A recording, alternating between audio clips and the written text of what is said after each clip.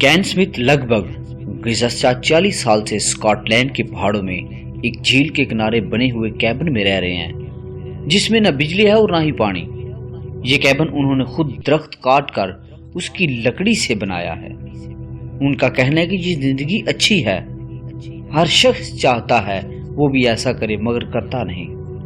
مچھلی پکڑنے، جڑی بوٹیاں جمع کرنے اور جلانے کے لیے لکڑی اکٹھی کرنے والی اس تنہا اور لوگوں سے الگ تھلگ زندگی سے سب ہی لوگ اتفاق نہیں کرتے، خاص طور پر جب ایسی زندگی گزارنے والے کی عمر بھی 74 سال ہو۔ ان کا کیبن قریب ترین سڑک سے 2 گھنٹے کی پیدل مسافت پر ہے۔ وہ کہتے ہیں اس جگہ کو تنہا جھیل کہتے ہیں۔ یہاں سڑک نہیں ہے مگر ڈیم بنائے جانے سے پہلے یہاں لوگ آباد تھے۔ فلم میکر لیزی نے 9 سال پہلے کین اسمتھ سے رابطہ کیا اور گزشتہ 2 برس سے وہ BBC اسکاٹ لینڈ کی ایک دستاویزی فلم دی ہرمٹ آف ٹریگ کے لیے انہیں فلم بند کر رہی ہیں۔ کین کا تعلق ڈربی شائر سے ہے۔ انہوں نے بتایا کہ انہوں نے 15 برس کی عمر میں کام کرنا شروع کیا اور وہ فائر سٹیشن بناتے تھے،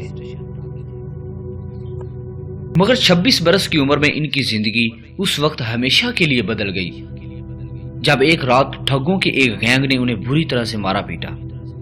ان کے سر میں چوٹ آئی اور وہ 23 روز تک بے ہوش رہے۔ کین نے بتایا کہ ڈاکٹروں نے کہا کہ میں کبھی تندرست نہیں ہو پاؤں گا۔ انہوں نے کہا میں کبھی بول نہیں پاؤں گا لیکن میں بول سکتا ہوں۔ انہوں نے کہا میں کبھی چل نہیں پاؤں گا مگر میں چلا۔ تب میں نے فیصلہ کیا کہ میں کسی اور کے کہنے کے مطابق زندگی نہیں گزار سکا بلکہ اپنی شرائط پر جیوں گا۔ کین نے ایک جگہ سے دوسری جگہ سفر کرنا شروع کر دیا اور جنگلوں میں اور بیابانوں میں دلچسپی لینے لگے۔ ایک مرتبہ وہ امریکی ریاست الاسکا اور کینیڈا کے علاقے یوکون کی سرحد پر کھڑے تھے۔ انہیں خیال آیا کہ اگر وہ سڑک سے اتر کر ویرانے میں چلنا شروع کر دیں تو کیا ہوگا۔ انہوں نے بتایا کہ انہوں نے ایسا ہی کیا اور جب گھر واپس آئے تو 22,000 میل کا سفر کر چکے تھے اور اس دوران ان کے والد انتقال کر گئے تھے، مگر کین کو گھر واپس آنے سے پہلے اس کی خبر نہ ہوئی۔ وہ بتاتے ہیں کہ مجھے کچھ محسوس نہیں ہوا، غم طاری ہونے میں ایک عرصہ لگا۔ کین نے اپنا سفر جاری رکھا اور جب وہ اسکاٹ لینڈ کے پہاڑوں میں تھے تو ایک دم سے انہیں اپنے والدین کا خیال آیا اور انہوں نے رونا شروع کر دیا۔ وہ کہتے ہیں کہ میں راستے بھر روتا رہا۔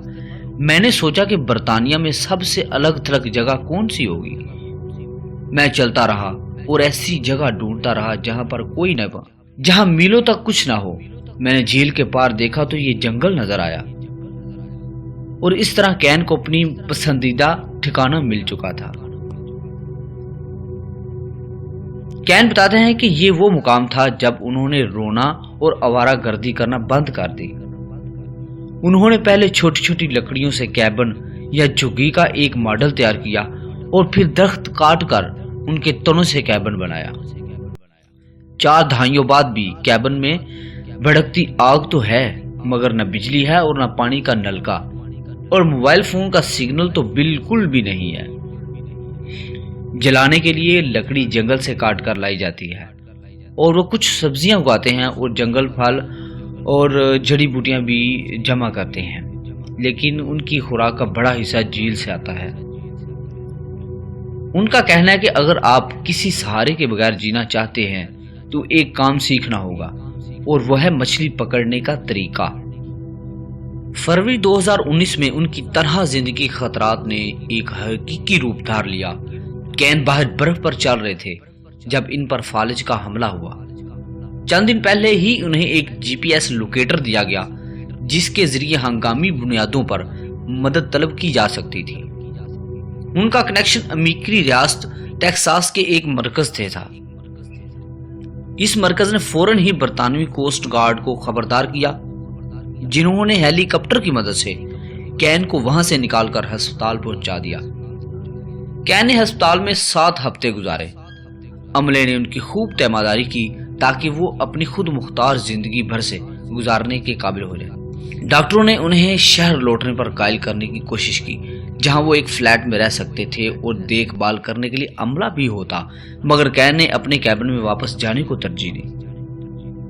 ताहम फालिज की वजह से उसकी बहनाई और याददाश्त मुतासर हुई थी, इसलिए उन्हें दूसरों की मदद को कबूल करना पड़ा।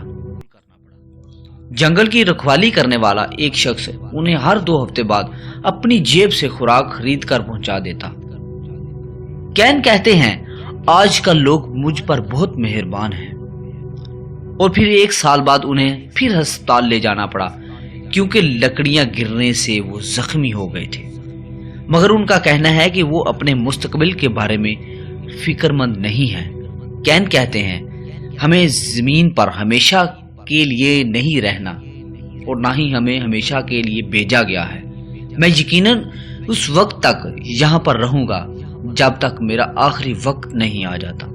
मेरे साथ कई वाकयात पेश आए, फिर भी मैं जिंदा हूं। कैन कहते हैं कि मुझे एक बार फिर बीमार होना पड़ा। एक दिन मेरे साथ कुछ ऐसा होगा जो मुझे साथ ले जाएगा, जैसा कि दूसरों के साथ होता है, मगर मुझे 102 बरस तक जीने की उम्मीद है। दोस्तों, उम्मीद करते हैं कि आज की हमारी वीडियो आपको पसंद आई।